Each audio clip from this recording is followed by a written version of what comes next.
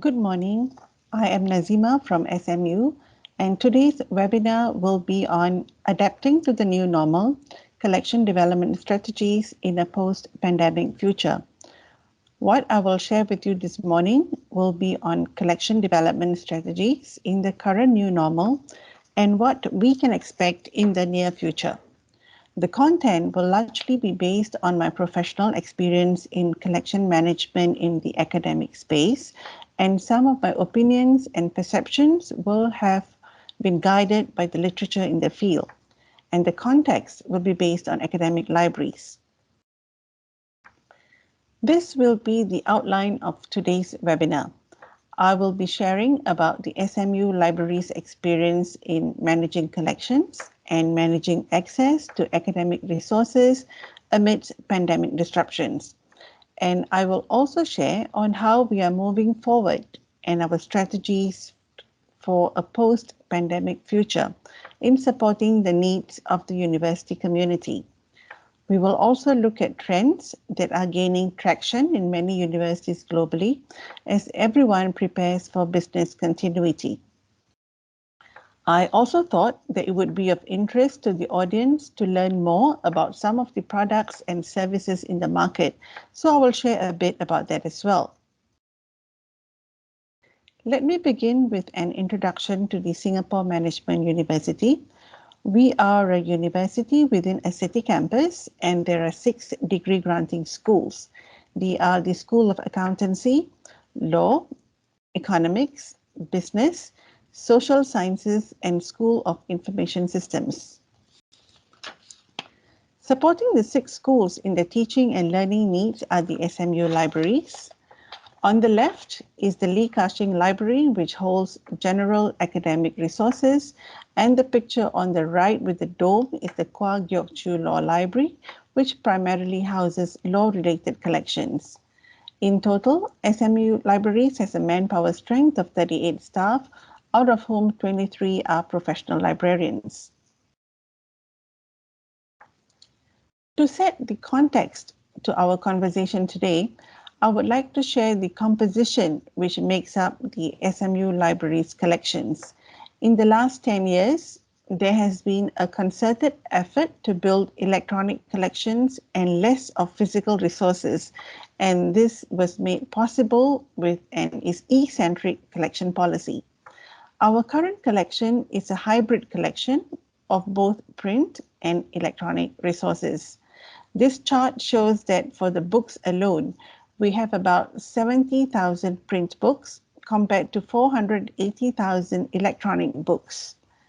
Journal and media titles continue to be a hybrid of both physical and electronic formats as well. And as you can see from here, we also invest in a substantial number of databases which provide electronic content. Before I talk about the SMU experience, I would like to frame this concept of the new normal. By definition, a new normal refers to a current situation that is different from what has been experienced before, but is expected to become the norm in the near future. I think it's fair to say that the pandemic had presented an enormous challenge to libraries globally, and these challenges have pushed us to explore new ways of delivering our services. We are now very familiar with the buzzwords that we see on the slide, and collectively, this is what we have to manage and work with in the current situation, which is the new normal. I came across a quote recently which said, "Changes in librarianship will mirror changes in society at large, and that changes that were already underway will accelerate." It seems imperative that in order to prepare for business continuity, digital transformation is key, whether it's transforming us or speeding up already underway. The pandemic has us talking and thinking more about building better resilience and digital technologies. For some of us, years of curating digital content has served us well during this transition. For others, this will be a time to re-strategize and reinvent how learning content can be made more accessible to users.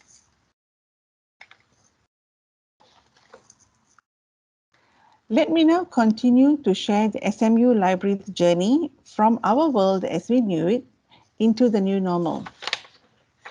In April 2020, due to increasing COVID-19 infection in Singapore, the government implemented a circuit breaker lockdown measure, which was a stay-at-home order to limit movement.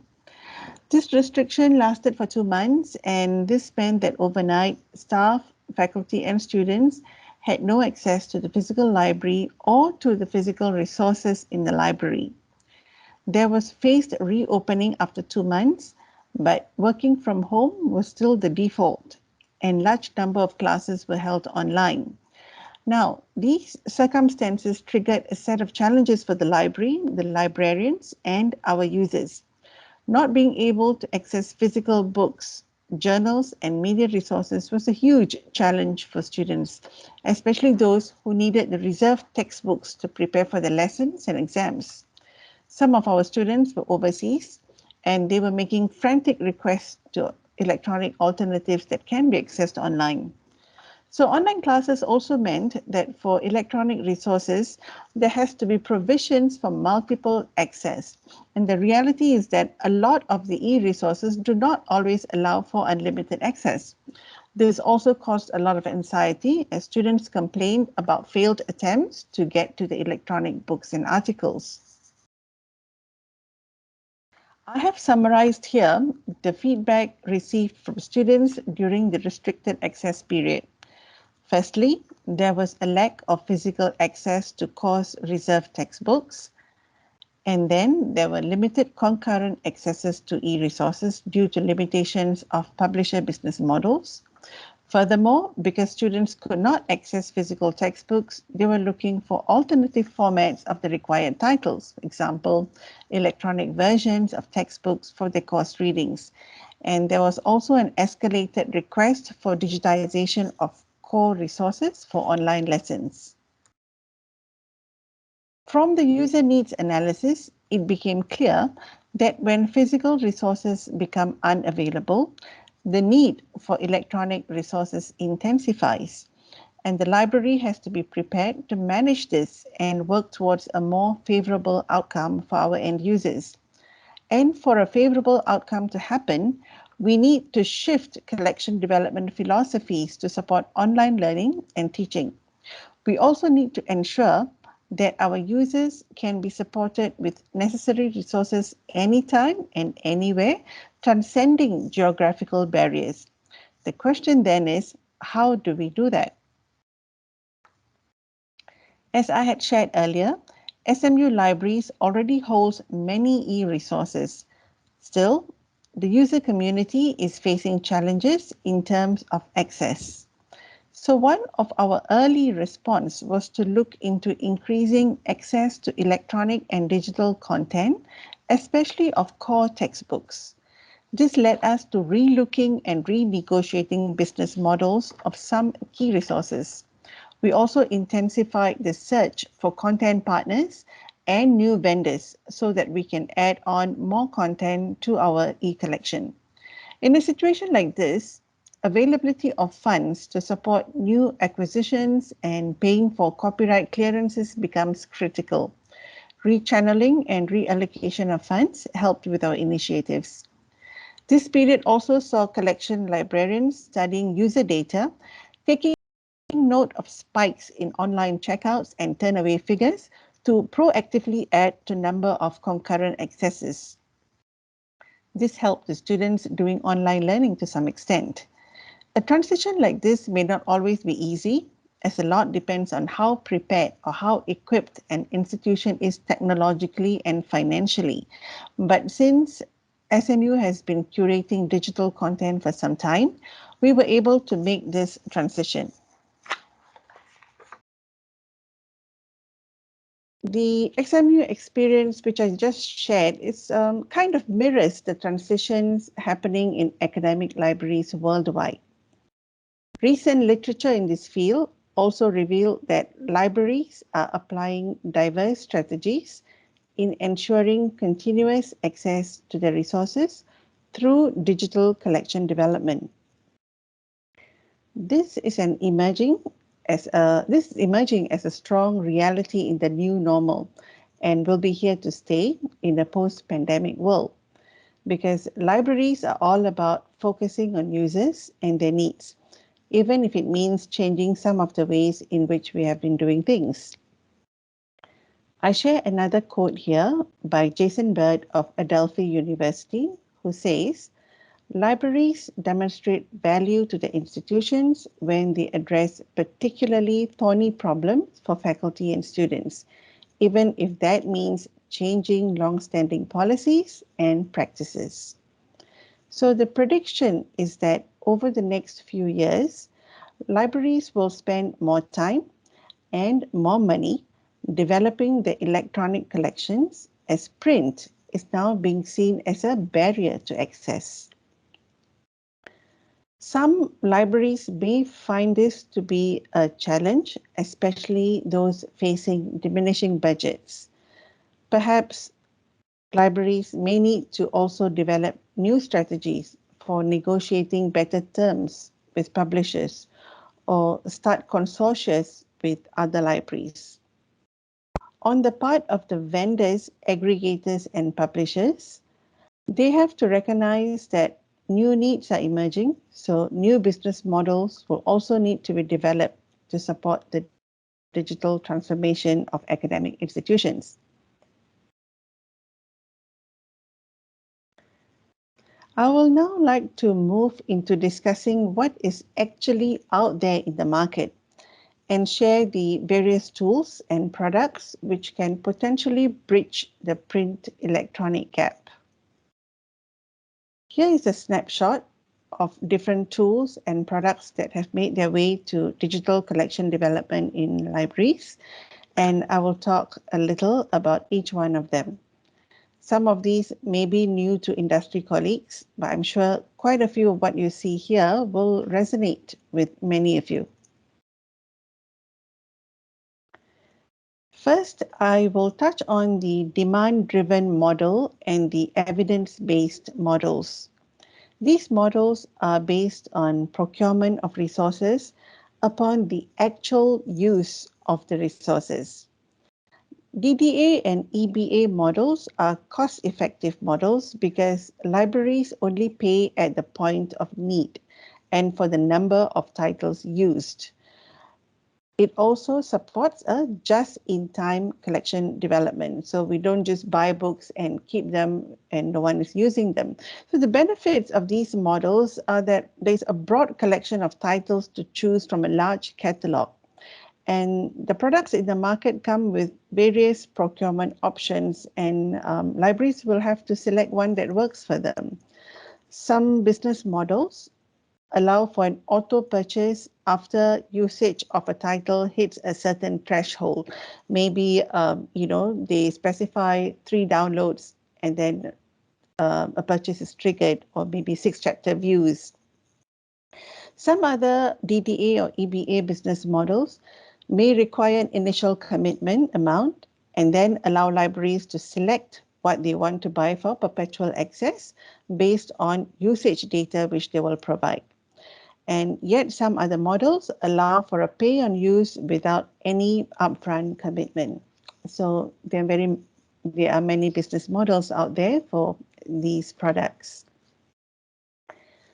In SMU, we have in different times worked with different publishers and vendors like Wiley, JSTOR, eBook Central, Gobi EBSCO, all for ebooks.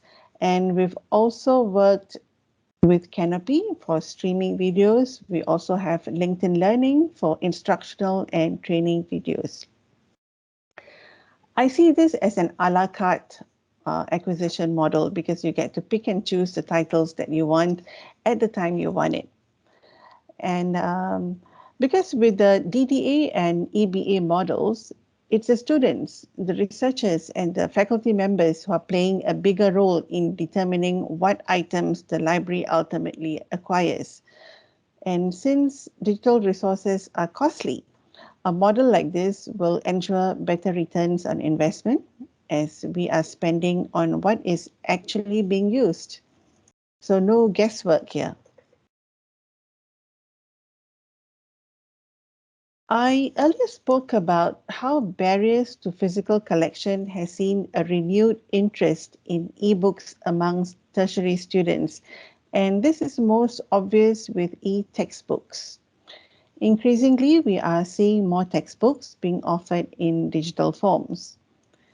In SMU, we have been working with various publishers to get key electronic titles on the Vital Source Explore platform on a subscription basis. These are textbooks, and these textbooks are electronic alternatives to print titles in course reserves, which are being used in active courses.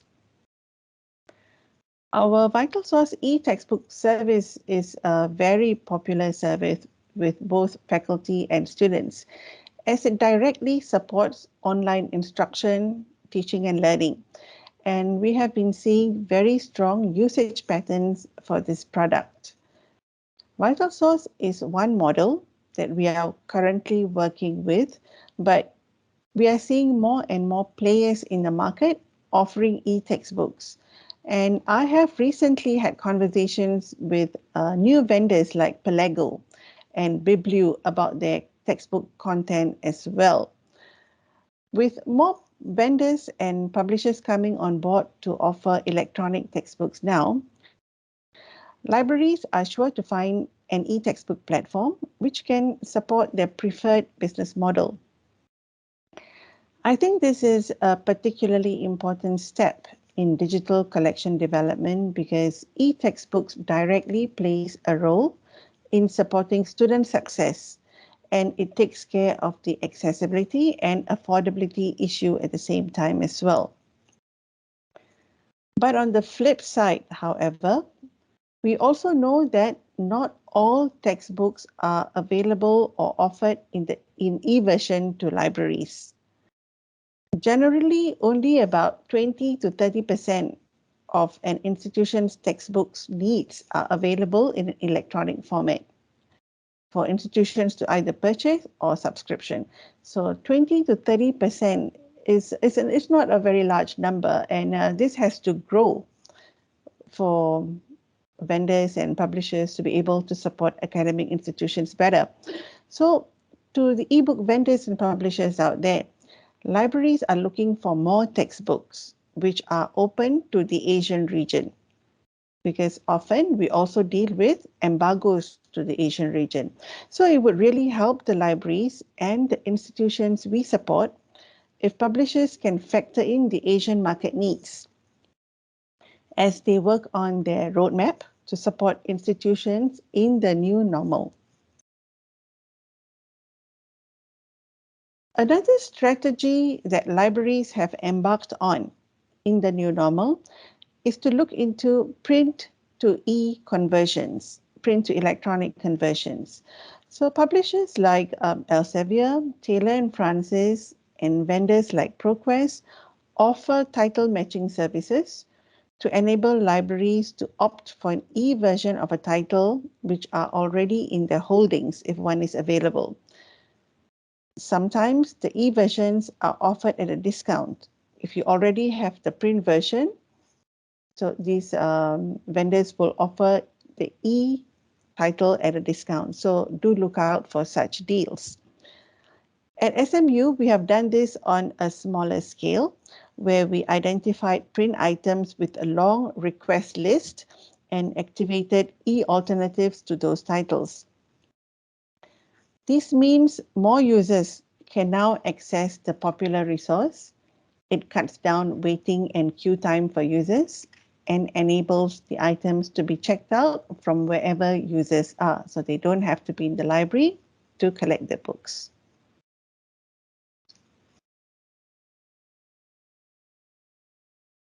Another trending topic in digital transformation is that of open content. Open access content, in particular, open educational resources and open textbooks are gaining a lot more interest now, particularly because these resources allow for more equity of access.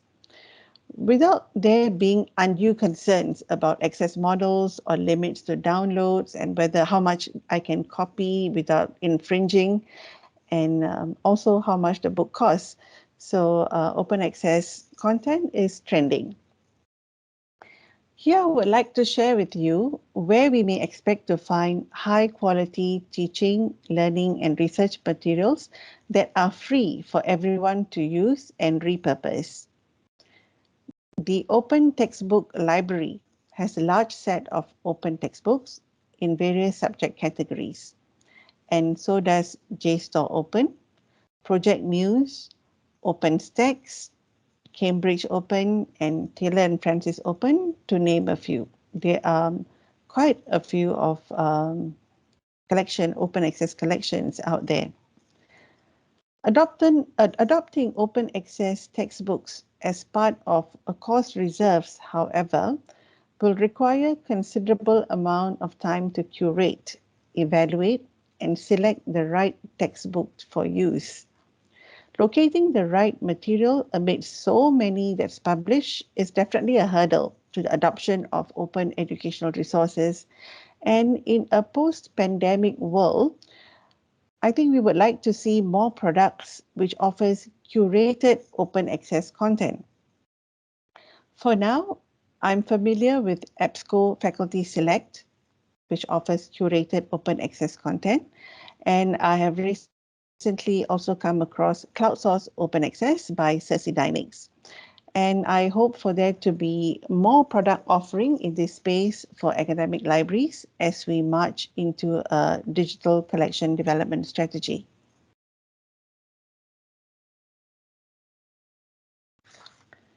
So to summarize what has been discussed this morning, navigating the new normal requires an aggressive move towards a digital collection strategy for academic libraries. Being agile, thinking of new ways of offering the old, and learning from peers and thinking out of the box are desired characteristics of the new normal librarians. However, we also know that meeting user needs during this new normal is not without issues and challenges. We also know that not every print book has an electronic equivalent. We know that negotiation for increased access to resources can be time-consuming and may not always be feasible given budgetary constraints.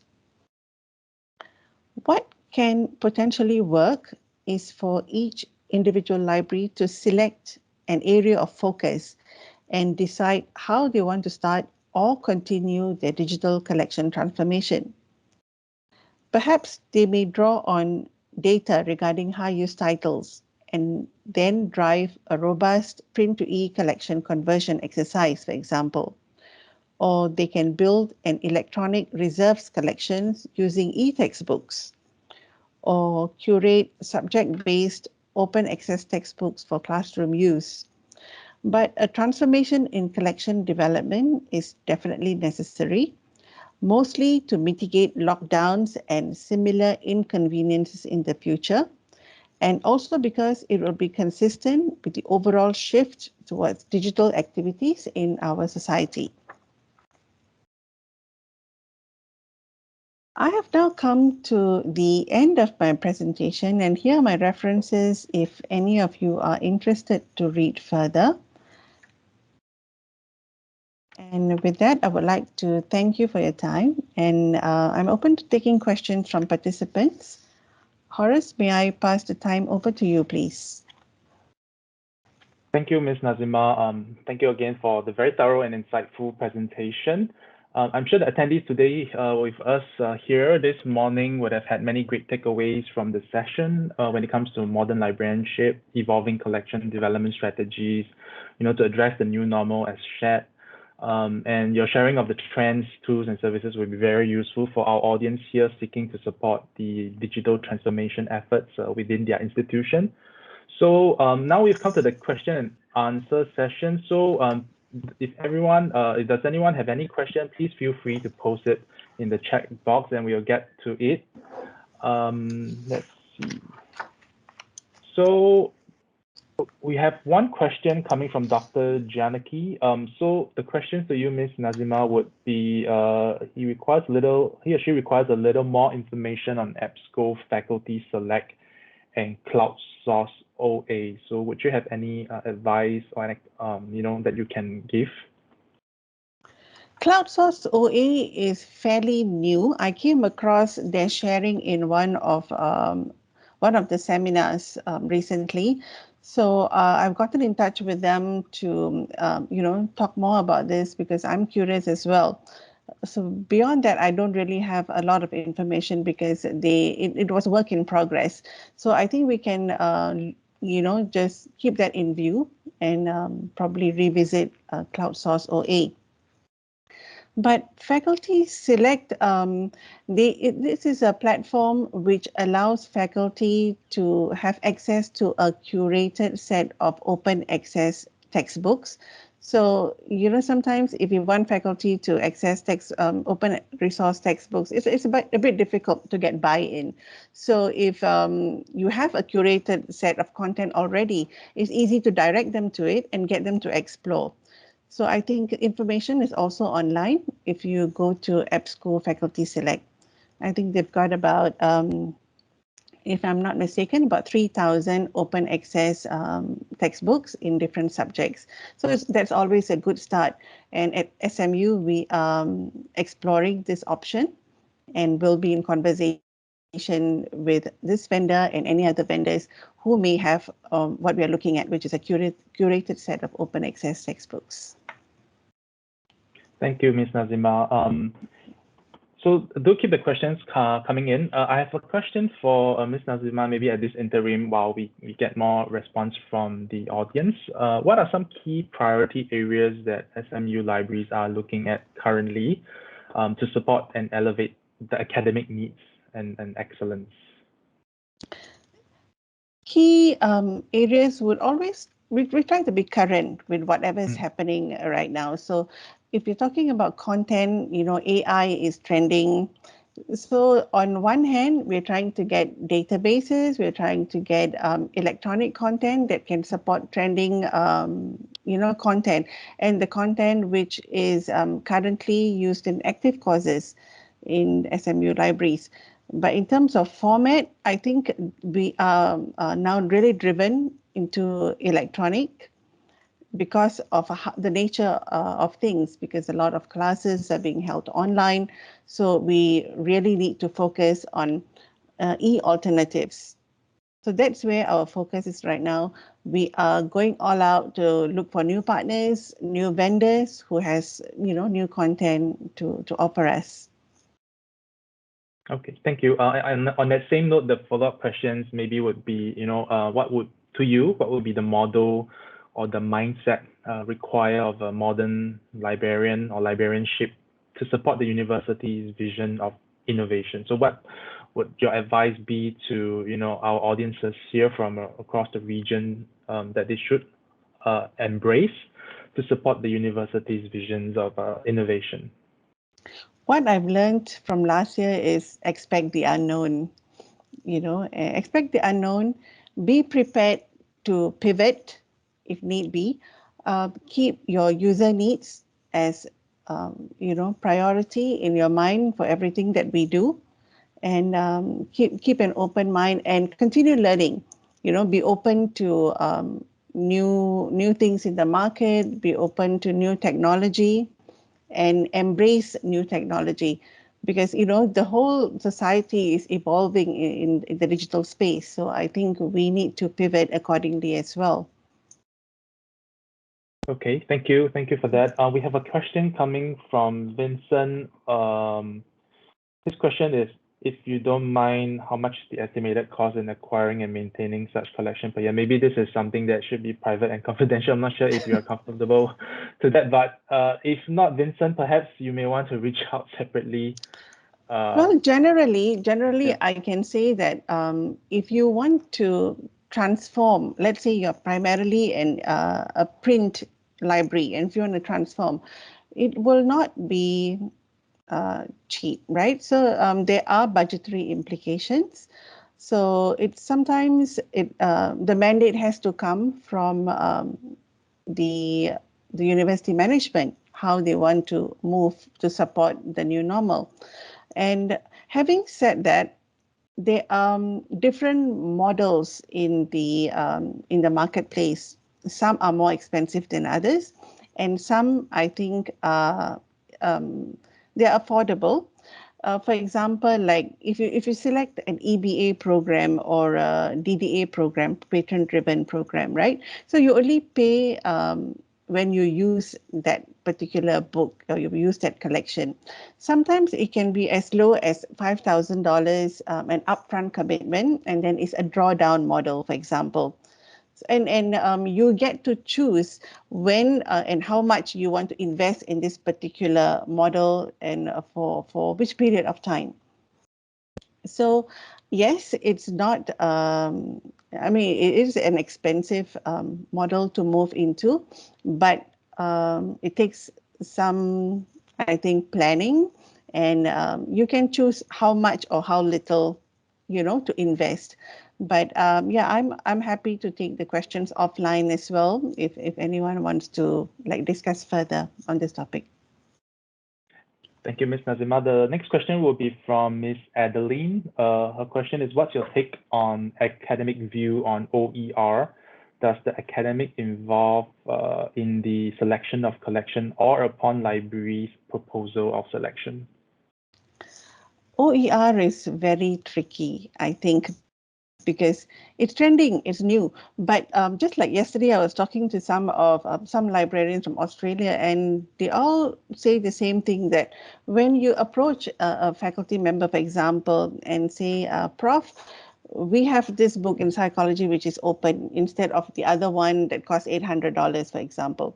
There's always a bit of suspicion, like, can I really use this book as a core text? Who has done the peer review on it? How authentic is it?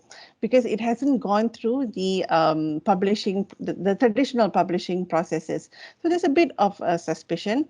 But I think, like a lot of products and services, if we give it some time, and we share the education with faculty, I think over time there will be a bit more of a take up, but it might be slow, and libraries probably have to work harder with faculty engagement to share with faculty, the curated textbooks. So curation will be where I think the value of the library will be. We can do curation by subjects, for example, accountancy. What are the books which are in open educational, open access under maybe Open Library Network or maybe Springer Nature Open. So these are the textbooks which are open and they have gone through, peer reviews, and we can do that when it comes to faculty engagement. So I think that's one step to move the OER landscape forward. Thank you. The next question will be from Zuhana Ria. Is converting print to ebook relatively cheaper than buying ebook? I'm not able to say if it's relatively cheaper, because you have to look at the numbers, right? How many are you actually converting? But usually when a vendor has that kind of print to e-conversion initiative and they want to partner with you to get that to happen, often they will sweeten the deal. They will give you a discount. So I think when that happens, it's prudent to take it up, within within what's available in your budget. So I'm not able to say whether it would be cheaper, but the library can decide maybe which collection I want to go digital. Maybe my law collection, because my law students are all over the world, for example. So you may want to approach a particular vendor and see, if I do a digital conversion of the print titles that I purchased from you, what kind of discounts can you give me? So I'm sure you can have a discussion with the vendors on that. Sometimes the deals are quite good. Thank you. The follow-up question would be from Ricardo. The question would be, what could be a new normal collection philosophy? A new normal collection philosophy. which is, I think, to invest more in digital collection because we are dealing with an unknown. We are dealing with a situation where there will be physical barriers to access. And we don't know when buildings will close down or when you may not have access to a collection because it's got to be quarantined for 14 days, for example. So in that situation, I think the new normal, uh, the stress is on a digital collection. But having said that, again, we have models in digital collections which can be limiting. For example, we don't really have collections which is unlimited DRM free all the time, right?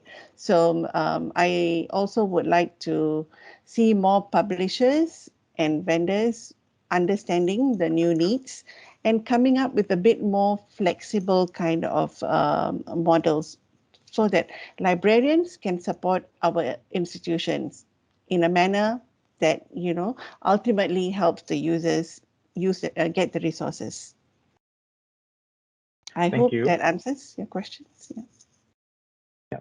Thank you for the question, Ricardo, as well. I hope Ms. Nazimah's explanation can give you some idea to ponder about the new normal collection as you proceed with the institution collection. We have one question from Ms. Sharon Tan from Ngee Poly. The question will be, how do SMU curate the open access textbook to the catalog, database, list, subject, library guides?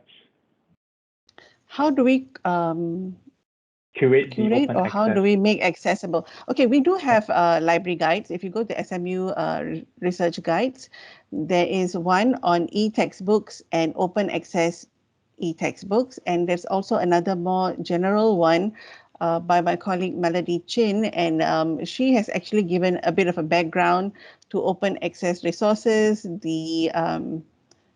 I think she's got some databases where you can actually check for titles based on the subjects that you want, for example, accountancy or law. So yes, we have our lib guides, but what I think something that would be really useful is a more of a commercial database that's been curated commercially, maybe gone through some more rigor, and we can use that as an engagement tool with faculty to use more OERs. Thank you, Ms. Nazimah. We still have some time maybe for 3 questions. So if anyone have any further question you'd like to ask Ms. Nazimah of, do post them in the chat box. I think at this interim, maybe a question for you, Ms. Nazimah, would be, what would be a good resource or a platform or even an event that librarians in the region should acquaint themselves with to keep themselves involved, be in the know of what the library trends are going around the world. Do you have any advice for the audience here on how to keep themselves updated? What I noticed from last year is it's a bit more easy for us now to get ourselves updated. It's because you don't have to be physically present in conferences anymore, right? And you can just sign up and then you get all these webinars in your mailbox. So that's what I have been doing personally, for the conferences which I previously were not able to go to because they were in North America, for example, the Electronic Resources Conference ERNL, I think it's called. Yeah, so for conferences like that, they share a lot of new products, new digital products and digital initiatives. So that's a good conference to sign up to, and locally we've got the Library Association of Singapore. So then again, I think that's open to librarians who are members or libraries which are members. And you get to see what our peers are doing in the country. And of course, literature review is also always a good way to get updated on what's happening. So read your journals, read everything that comes to your mailbox. Thank you, Ms. Nazimah. So we have one question from Eddie. The question would be how to get vision model acquisition e-resources. I'm Do sorry, you know could you what's could you the repeat that, question would please? be how to get how to get fission model acquisition e-resources. I'm not sure if you are aware of this term or know of this term. It's spelled F-E-S-I-E-N, fission. Do you know such model acquisition? No, not really. FE, is it? F-E-S-I-E-N. E-N. F-E-S-I-E-N. No, Fission. I'm not familiar with the fission, unless you mean fusion or hybrid. Yeah, maybe for Eddie, if you'd like to add some additional, you know, additional explanation to your question, perhaps we can answer that. Yeah. So we take it that we are not aware of this fission model acquisition. Mm-hmm. Yeah. Okay. No worries. So we have perhaps one more question. Time for one more question. So if anyone has any question, this is the good opportunity for you to post them in the chat box. While we have Ms. Nazimah here with us, we still have some time to answer some of your queries. So do keep them coming in. If not, I guess we could also end earlier. If there's no more question that's coming in. Okay, so I guess, Ms. Nazimah, I think we will wrap up the Q&A for now. So before we before I'll share the link to the survey, maybe I'll just take a quick update to share with everyone a little bit about Wiley as well, if it's okay. So let me just, yeah. So, well, at Wiley, we've had the privilege to work closely with institutions and libraries around the world. So Ms. Nazimah is one that we work as closely together as well. So we help to bridge the higher education gap, delivering content solutions in new and innovative ways to enrich the experience of educators and learners while supporting their digital transformation efforts. And this is why we are excited to also use this opportunity to share our latest library content solution offer we call Wiley Advantage. So, give your institutional library the edge with access to over 19,700 industry-leading content, key academic titles and textbooks from, across our established franchises and imprints of Wiley.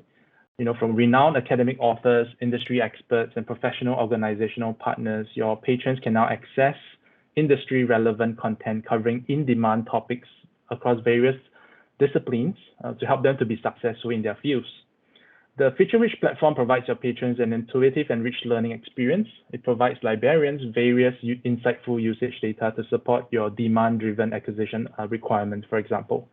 So learn more and learn how you can get access to this limited time trial offer by accessing wileyadvantage.com. That's advantage spelled with an E, and terms and conditions do apply. So with that, we have come to the end of our webinar today. We really appreciate if you could take a moment to fill out our 2-minute survey using the link or by scanning the QR code on the screen. You will immediately have access to the slide handouts upon completion, and the e-certificates will be sent to you within 3 business days. Do note that this survey link will only be up for 48 hours and will close this Saturday at 12 p.m. Singapore time. Do also look out for our follow-up email that will alert you on the on-demand recording of today's webinar.